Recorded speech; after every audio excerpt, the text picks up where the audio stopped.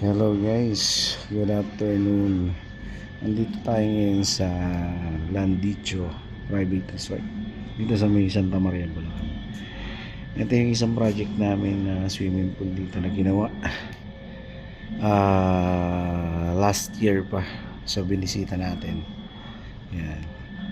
So ngayon guys, medyo dumadami na yung guest nila, kaya naisipan nung may-ari na magpagawa pa uli ng isang swimming pool. So ito na ngayon yung swimming pool na ginagawa natin.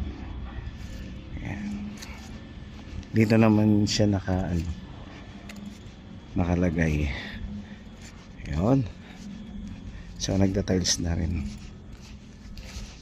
Ayan. Oo, ayan. Tiles na yan. So infinity type yung swimming pool na to. So ito yung venue nya. So ito gagawin ding mga kwarto, building.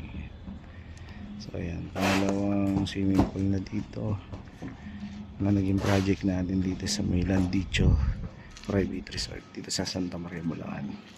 Okay guys, thank you and have a nice day.